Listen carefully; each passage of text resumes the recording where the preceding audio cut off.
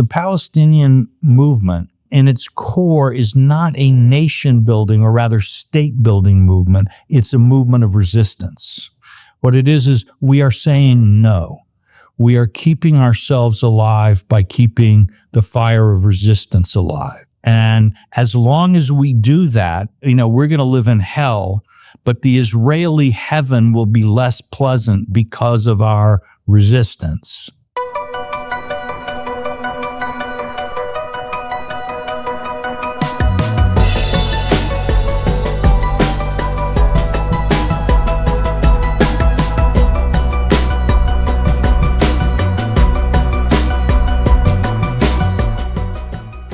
It's 12:30 p.m. on Tuesday, January 28th here in New York City.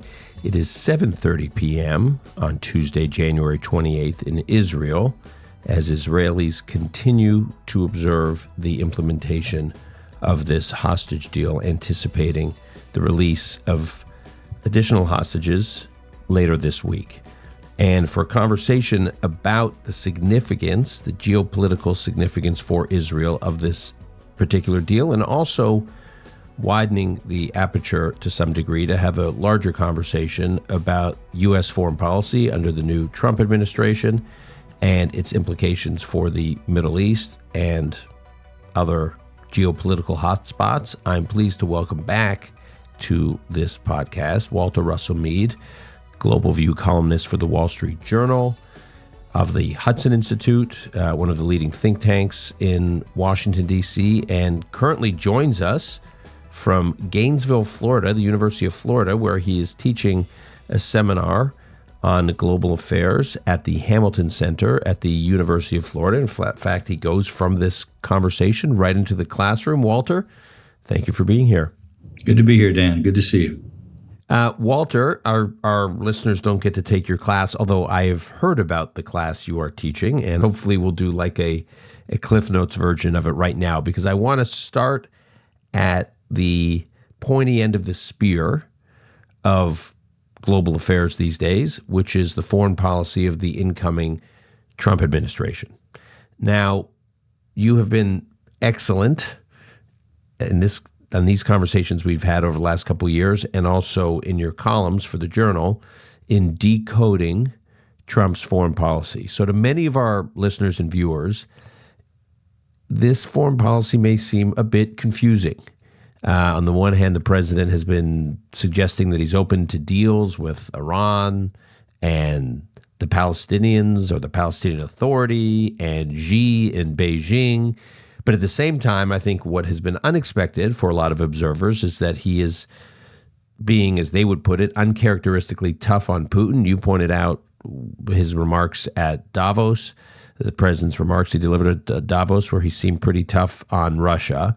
So, pushing Israel to end the war in Gaza and de-escalate, when many in Israel and on the right thought he was going to give Israel a complete green light to keep doing whatever it wanted to do in Israel and support Israel for some kind of strike on Iran, and that he would do everything he could to help Israel end Hamas's rule in Gaza.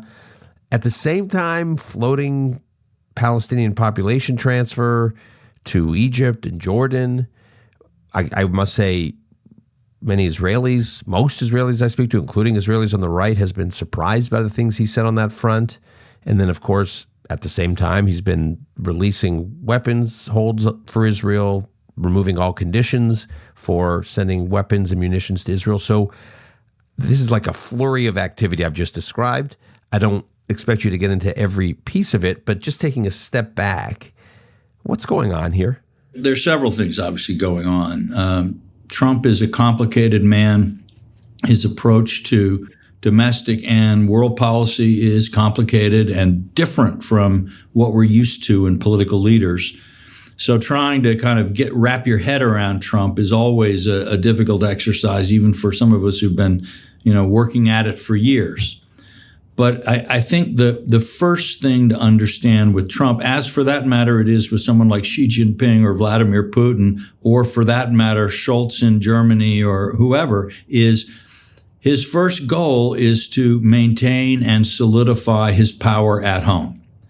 And Trump is By profession, he's an entertainer.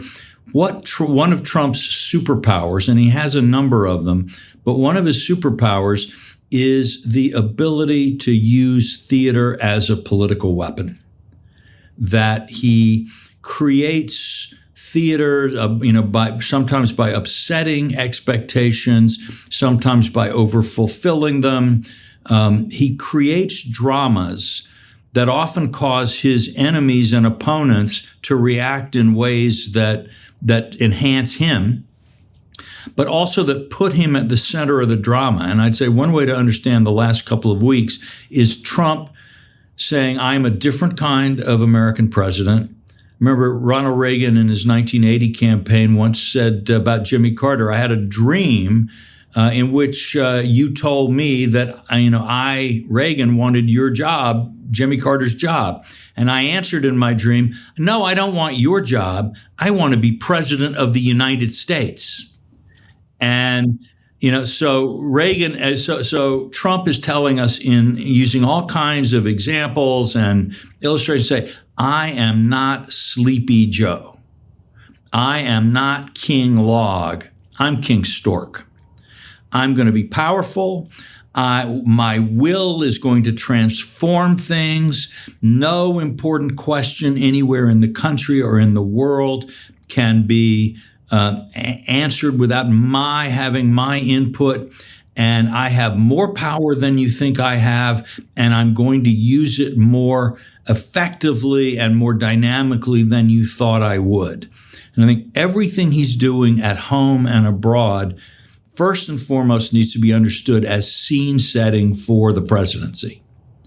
And doing it in a way, again, Trump has been the dominant, not just political figure of our time, the dominant figure of our time, almost since he came down the escalators in Trump Towers. Yeah, it's been a decade. It's been a decade. But right. By the way, just to put it in my little parochial world, I have a 17-year-old son and a 15-year-old son. And,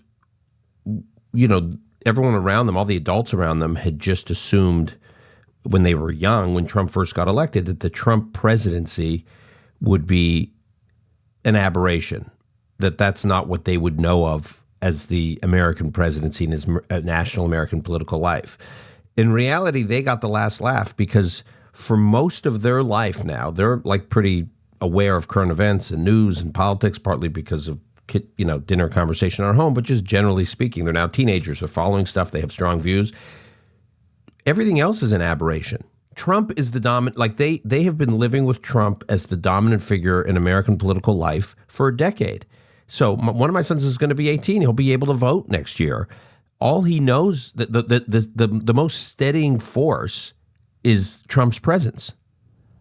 Well, he's, I would compare him in some ways to Napoleon in the sense that he is an individual who has managed to make world history, at least for a time, about him.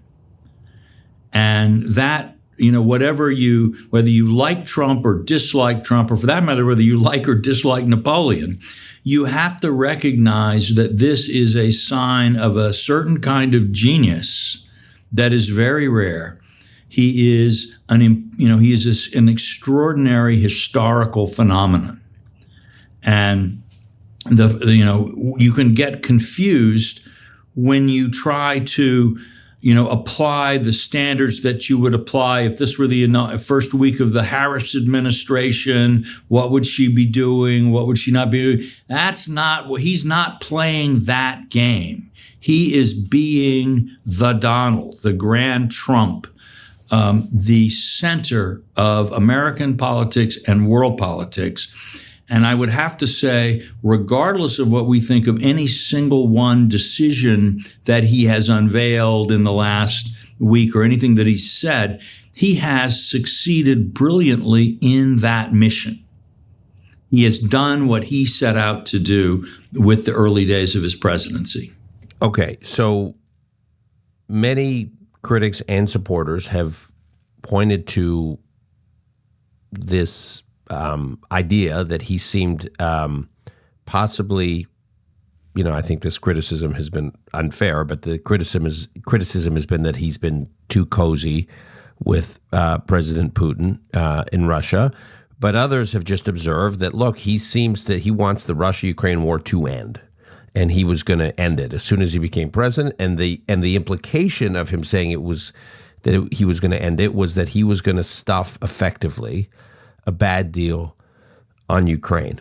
I've always thought this sort of, Trump as Putin fanboy was just the most idiotic, self-delusional element of all the sort of Trump derangement syndrome that you see. And by the way, you can identify Trump derangement syndrome in other people without being pro-Trump yourself. This is not I'm not trying to make a statement here that, wow, he's terrific or anything like that.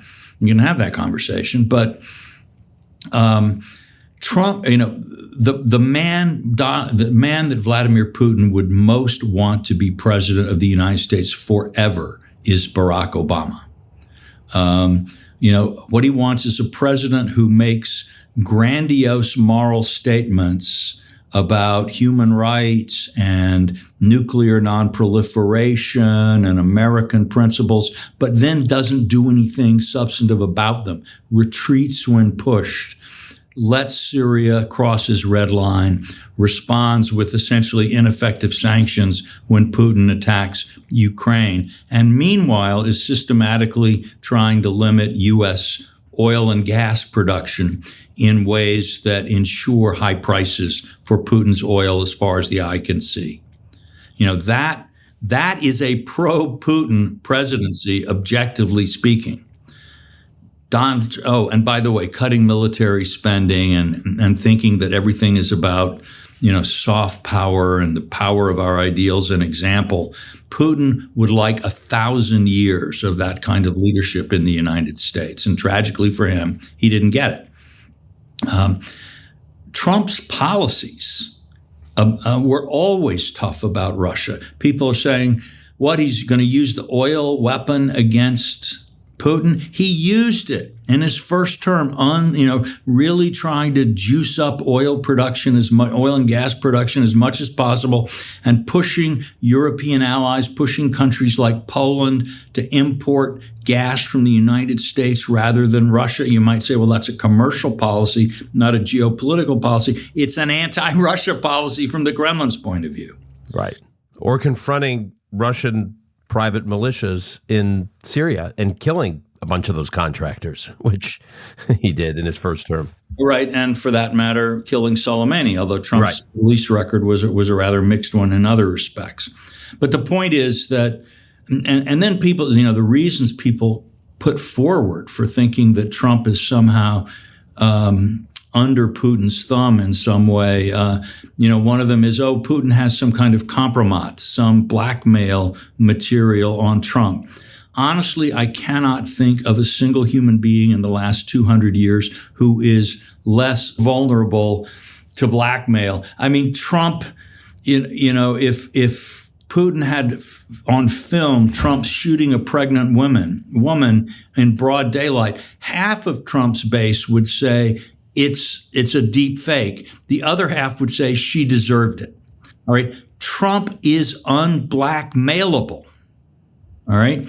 And so this idea that somehow, he has this, or, a financial impropriety. Oh, my goodness. He has evidence that Trump did something, fiddled with his tax forms or something like that. And the other thing is somehow that they have this deep ideological bond, and Trump identifies with Putin's critique of Western values. And so he's somehow, because Trump is such a sincere, idealistic believer in morality, he's going to make realpolitik concessions to Putin because he's an idealist. Trump, I'm sorry if I disturb anybody's peace here. Trump is not, of all the things that he is, a naive, starstruck fanboy is the last thing Donald Trump is of anyone.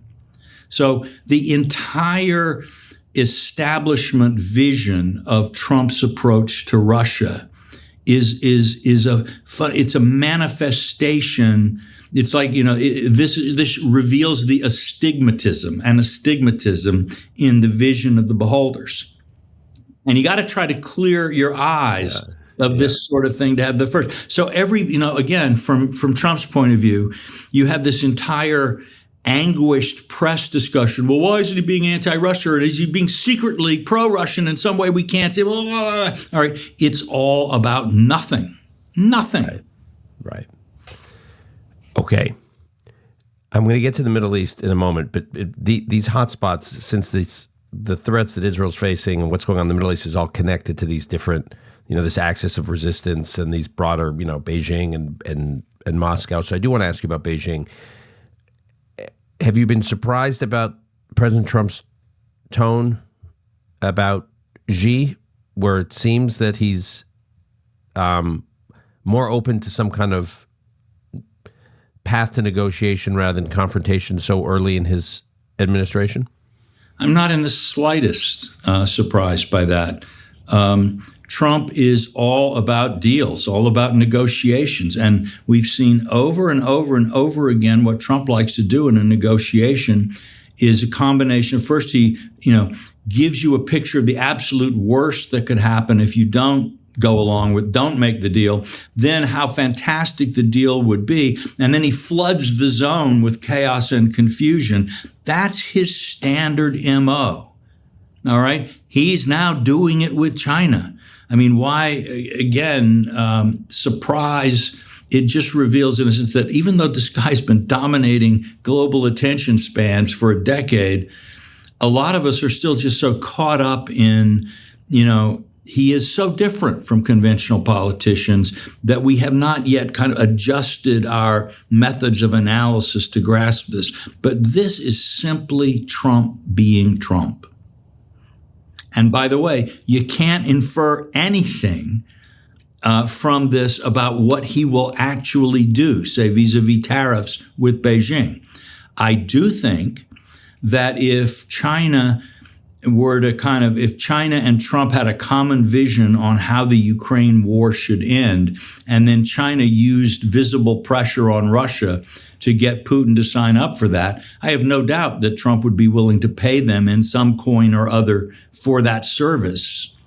But I don't, that's a very far, long path from where we are.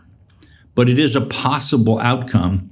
But that's Trump. Have 10,000 possible outcomes swirling in this huge cloud that makes it, hard for other people to focus and act. Okay. One of the other things he does is he seems to float very provocative questions, topics that are verboten, like you just can't, they're untouchable. You're not supposed to talk about them. The foreign policy establishment, it's settled. It's settled. You can't talk about it. You can't even have a serious conversation about it.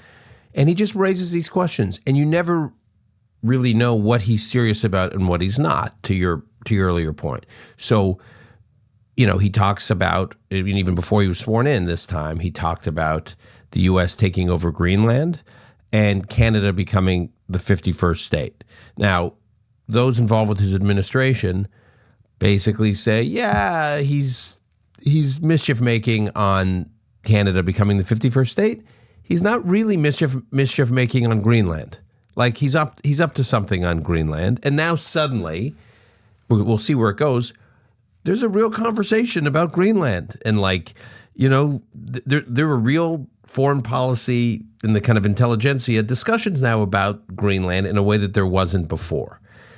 So first of all, do you agree with that? That he seems to have actually sparked a more, who knows what will ultimately land with Greenland, but the point is he sparked a conversation about Greenland that is getting a little more altitude than I would have expected. Well, I would say this is an example of Trump having a basic insight that is true, that is against the consensus, the very tired and stale consensus of the establishment, and then finding a variety of sort of opinion, of attention-grabbing ways of exploiting that gap and illustrating that gap.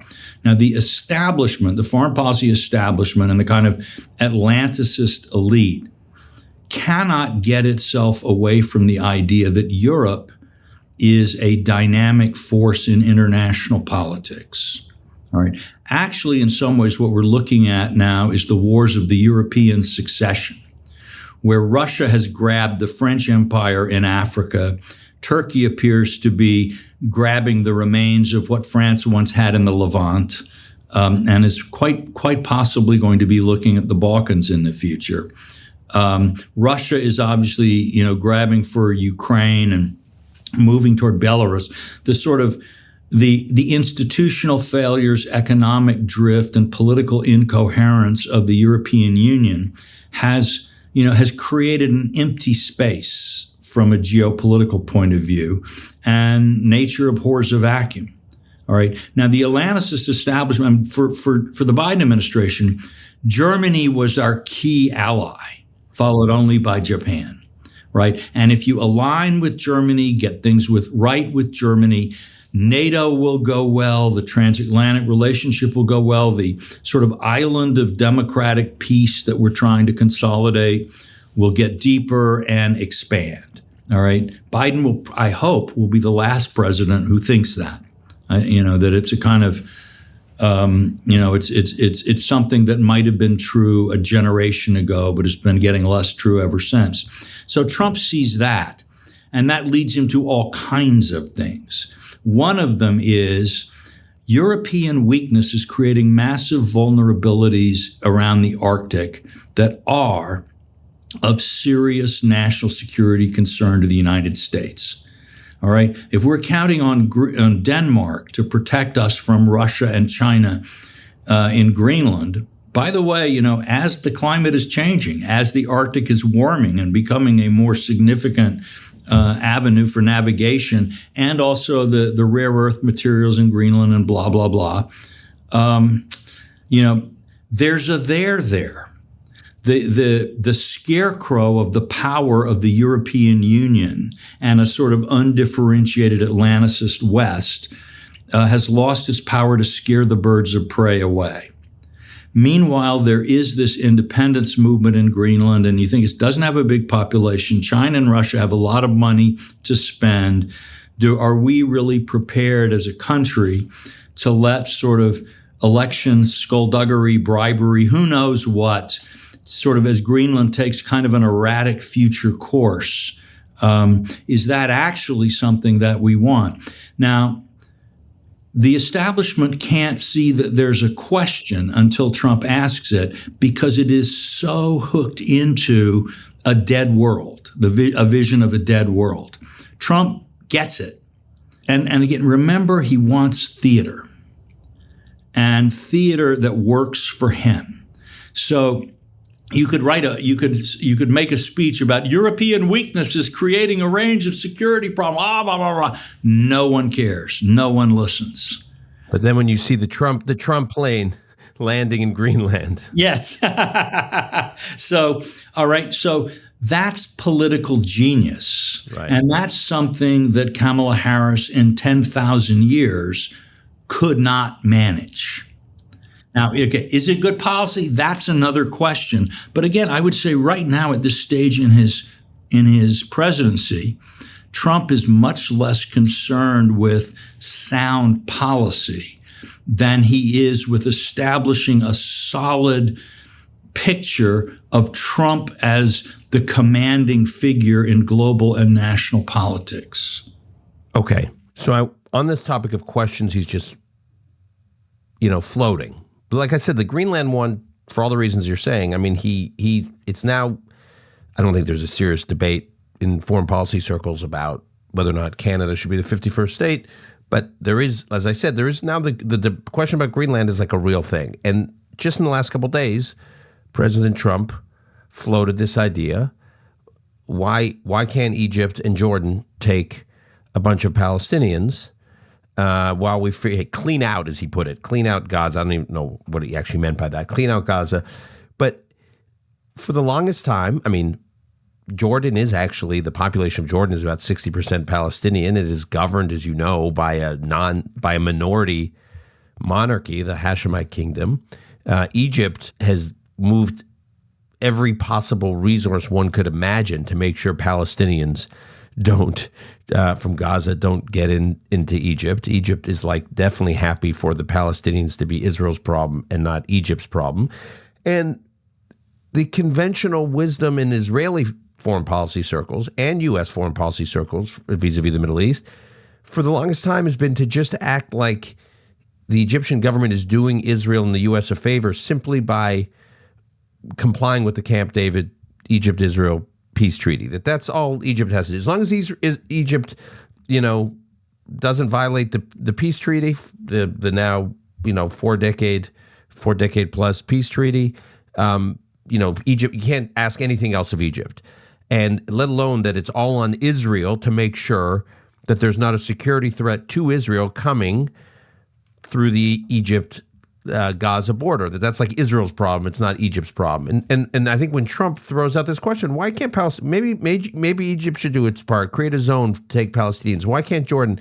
And heads are exploding in the Egyptian government leadership and the Jordanian government leadership. They're calling Marco Rubio. If you want a Hamas government in Amman and you want a Muslim Brotherhood government in Egypt, I would suggest you do exactly that and move the Palestinians into both.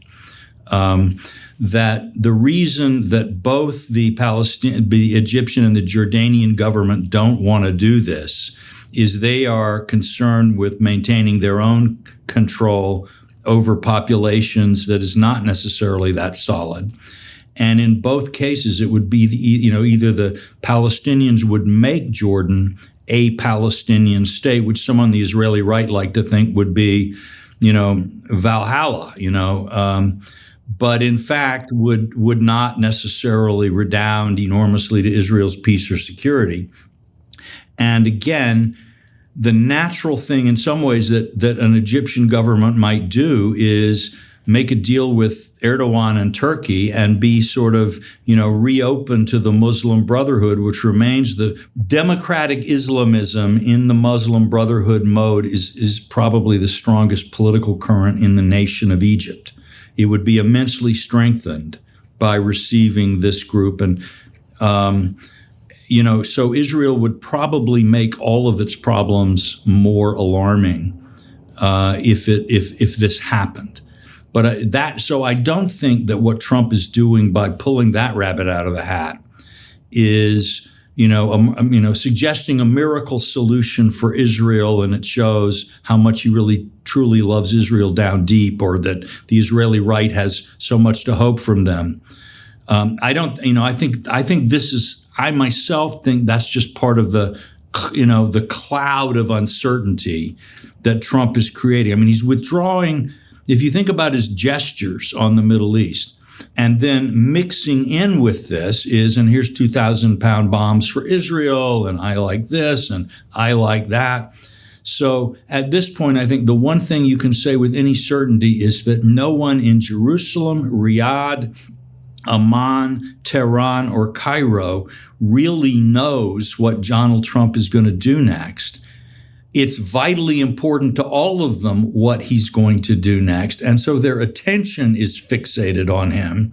And they are all looking for ways they can influence him to move in directions that they think would be good for them. Again, this is Trump using political theater to, on the one hand, magnify himself in American domestic politics. Look at old Biden. He couldn't get a peace agreement, and he couldn't get anything done for years of dreary work in the Middle East. I'm here for a week and I'm changing everything. All right. So that theater is good for him, but also he's not committed himself to anything. Hasn't committed himself to one single thing, in one single person, really, except the release of some weapons for Israel, which, if anything, they just add to his bargaining power vis-a-vis Iran, because now Israel has these things. Who knows? Will they use them? All right. So I think he wants to be the master of all he surveys. This is his preferred method for achieving that result. So far, he's having a lot of success with it. Okay, I want to ask you I just want to drill down a little bit more on the region. Israel had, up until 6-7 weeks ago, basically Russia and Iran on its border with Syria. Now it does not. It actually has potentially, we'll see, Turkey, at least. And neo-Al-Qaeda. And neo-Al-Qaeda, thank you, on its border. First question is, what do you think the lessons are, just big, high-level lessons that we should all take away from the fall of the Assad regime in Syria? Nothing lasts forever, in the Middle East especially. And that regime clearly rotted from within rather than was, it wasn't overpowering force. And it's clear that that their enemies, the internal militias and all, were as surprised by the collapse of the regime as the regime was. And that's very much a Saddam Hussein-like thing where, the guys at the top have just been hearing yes, yes for so long. Everyone has gotten so corrupt and so cynical. The resources have been drained out. It's this imposing hollow shell of what used to be a real power. And then one day, you just tap it and it crumbles to dust. I don't know if there are any real lessons to be learned from that. Well, Russia scattered. Well, again, Russia and Iran correctly, I think, understood in the face of this kind of collapse of a regime. Meaning the speed of it and the totality of it, yeah. Yeah, it's a little bit like the Afghan situation, where just, one province, then another province, and you realize this thing that you've been pretending to yourself was a government that could actually go on fighting after you left was nothing of the kind. So I don't think there are lessons from that. But the real lesson for me is this: Israel has been largely victorious on every front since October 7. It has magnificently restored the reputation that had been endangered by the failures of October 7 for mastery of intelligence, for audacity, for determination to defend itself and its people, and for being, enormously overshadowing even Iran in terms of technological accomplishment, all of these things. It's been a brilliant victory. It doesn't have the same territorial extent maybe as the Six-Day War, but it shows a military command equal to that. But that just simply gets us back to a very old problem for Israel, which is it wins the war but cannot win peace. Napoleon once said, or maybe it was Talleyrand who said it to him, you can do everything with bayonets except sit on them. And in a sense, that remains Israel's problem. Now, geopolitically, actually, I think in some ways, what we're about to see is that the Middle East is not a problem to be solved. It is a condition to be lived with. And that for a long time, I think, there was the idea that, oh boy, if Iran could just be defeated, then peace would come. The Arabs are already coming to make peace with Israel. So one last battle and we're kind of over the hill. But in fact, I think the defeat of Iran, the weakness of Iran, weakens the strategic case for the Abraham Accords among the Arabs. Because for the Arab Gulf states and all, there are basically two reasons for the Abraham Accords. One is economics, and that remains, that economic, technological cooperation with Israel and a climate of regional peace that encourages investment are both necessary for the kind of economic development that MBS and MBZ both see in slightly different ways as necessary for the perpetuation of their regimes and for the well-being, as they see it, of their peoples. But the military side, that with America looking kind of weak and uncertain, Israel is the only power around that's really going to help you against this overwhelming threat from Iran. Well, you're not worried about the overwhelming threat from Iran anymore. And right. You could, for example... Because of Israel's exposing it to be a paper tiger. Because Israel's success, yes. Right. It's destroyed a lot of its power. Right. And when Iran looked very threatening, someone like MBS could say to the Sunni clerics in Saudi Arabia, now look, what Israel is doing to the Palestinians is in Gaza is sad and bad. and X and Y and Z, but the heretic Shia are a much greater threat to Islam and the holy places than Israel, which is, after all, a small country, could ever be. And so when I take these decisions to work with them in support against this common enemy of our religion, I am applying. I can show you examples in the Quran and the Hadith of this kind of strategic choice that the Prophet himself made, etc., right?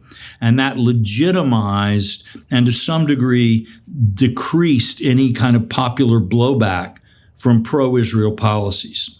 But what we see now over the last year is, because of the Gaza war and even the Lebanon war, the sort of public sentiment has tilted in most of the Arab countries harder again. The old wound has been inflamed. And I can no longer make that only an alliance with the Zionist infidels can save us from the much greater threat of the Iranian mullahs. So we are now going to be in a new configuration.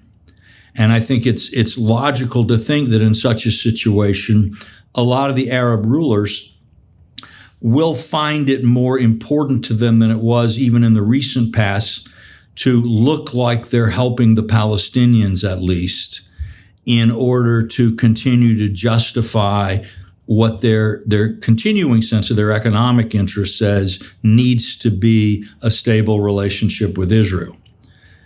Now, we can already see perhaps the next turn of the wheel, because Turkey's re-entry into the Middle East and Turkey's new power in Syria, we'll see how long that lasts, of course, but potentially creates an even graver security and ideological threat to the Gulf rulers than Iran did. That a kind of Muslim Brotherhood-friendly Turkish Islamism Sunni political movement can catch fire in the Gulf potentially in a way that anything kind of supported by Iran might not. Feeling that they might be overthrown, or that they feel more pressure to accommodate to these forces. So if Turkey decides that what it now wants to do is to replace Iran as the aspirant for dominant power, it's kind of neo-Ottoman time, right? Then one could see that again. You'd see an Israeli, Gulf Arab, and conceivably weakened Iranian front against the Turkish attempt to establish a regional hegemony. But what I'm saying is this is a kaleidoscope. Right. You turn the kaleidoscope, all the patterns rearrange, but it's still a kaleidoscope. You have not turned it into a liberal international order, and you're probably not going to. Right. So, Tal Becker, who was recently on our podcast, made the point that we have this sense, because Israel has had, quote unquote, relative peace, obviously, for the, couple of decades, more or less. Obviously, it had flare-ups. The 2006 Lebanon War, the Second Intifada, but relative quiet, certainly relative to what it's experienced over the last year, and a booming tech economy and a thriving country. And he kind of argued that may have been the outlier. The reality is Israel's normal is turbulence on more than one border all at once, and it's about managing the turbulence, and that's the world Israel is in now. And January 19th, the first day of the implementation of the hostage deal, some may have said in Israel this is effectively the beginning of the end of the war. Another way to look at it is it's as Amit Segal said to us, it's the end of this war, but there's always going to be another Gaza war. Don't kid yourself. And God knows what's going to be happening on other borders. And Israel's job is to just be strong in deterring and removing threats, but keeping everything on a low boil. Yeah. And, trading a Hamas state in Gaza for a Hamas state in Jordan would not seem to me like necessarily the smartest trade someone could make. And ditto, obviously, in terms of Egypt, even greater. So we can go back to sort of Herzl. I mean, one of the ironies to me of Herzl is he he writes on the one hand that the Jews have been the greatest friends of the European peoples. We've contributed to their economies, to their literature, to their culture, and we want really nothing more than to go on doing this, but they're hating and rejecting us. But then in his novel about the future Palestine, the Arabs say, why would we hate the Jews? They're helping our economy. They're helping our culture. Right. Right. Take a quick look at that, good doctor, Right. So I don't think, Zionism reframes the Jewish question, but it doesn't end the Jewish question. And I don't mean that in any sort of negative way. But the problem is that Israel is able to surmount individual challenges, but the result is not an end to challenges. Israel is not marching toward utopia, one more battle and we get there. It's a condition of life, but that's not just true for Israel. The West thought, 1990, the fall of the Soviet Union, the end of history. Well, where are we all now? What are we looking at now? So in that sense, Israel's dilemmas and its problems are fundamentally no different from anyone else's. We're living in a world that's getting more and more dangerous, where the conflicts that are inherent in human nature and human culture are continuing to boil, and technological innovation is both adding to the instability of societies and creating new security problems all the time. And we've all just got to kind of mush forward as best we can. So I do think that, again, to think of something Herzl said, they asked him, what would keep, he said, the Jews are from so many different cultures, there's so many different sects and beliefs among the Jews, how will they ever, work together? And he said, it's the hatred of the others that will keep us united.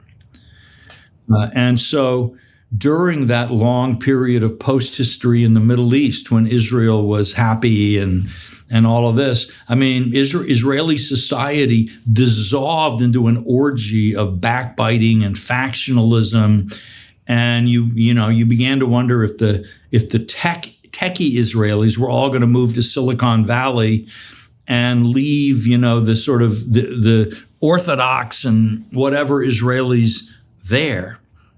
And now the sort of rise of anti-Semitism outside of Israel is would I think make it less exciting to send your kids to Columbia in the U.S. And at the same time, your sense of common danger is forcing you to figure out ways to work together in Israel. So, it's a little bit like an accordion. When it comes in, you get one sound, and when it goes out, you get another sound, but it's all part of the same process.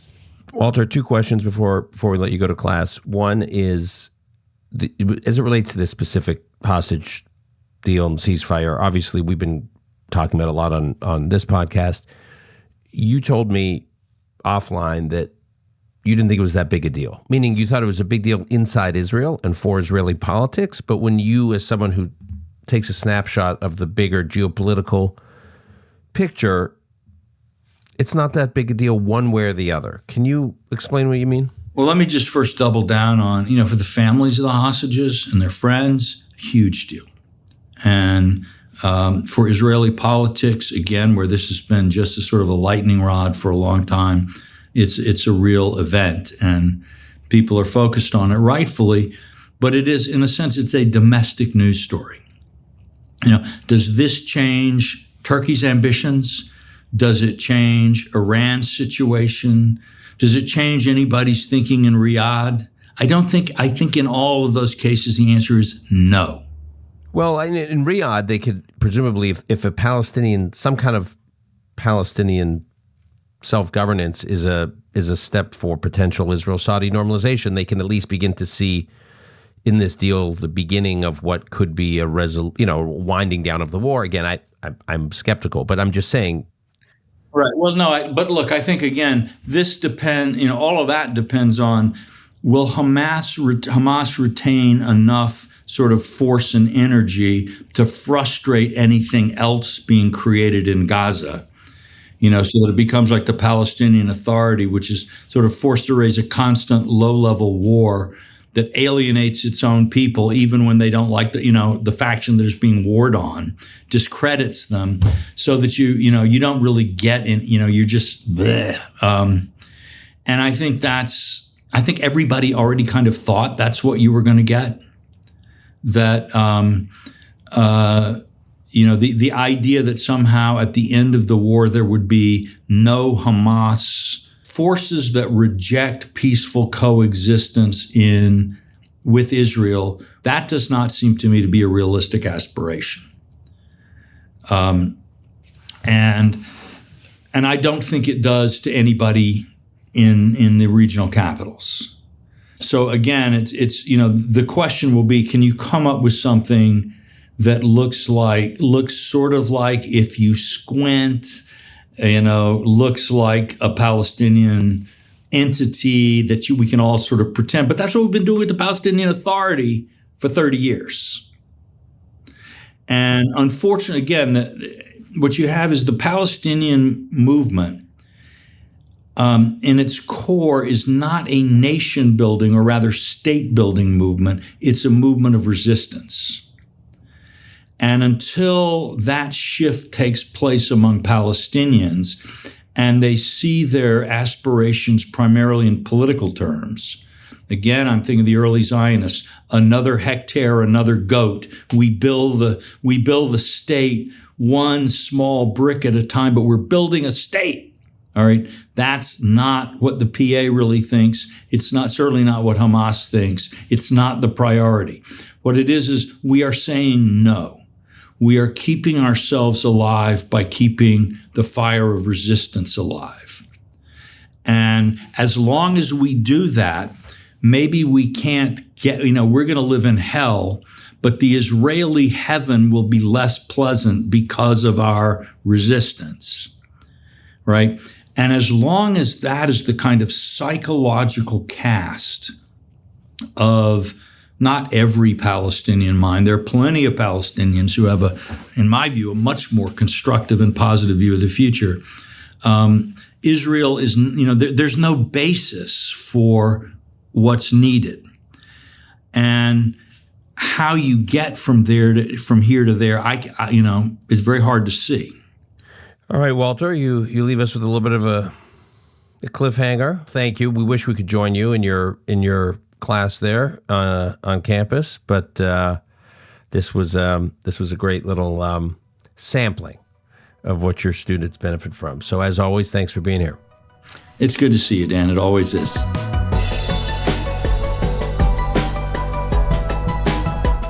That's our show for today. You can head to our website, arcmedia.org. That's ARK, arcmedia.org, to sign up for updates, get in touch with us, access our transcripts, all of which have been hyperlinked to resources that we hope will enrich your understanding of the topics covered in the episodes on this podcast.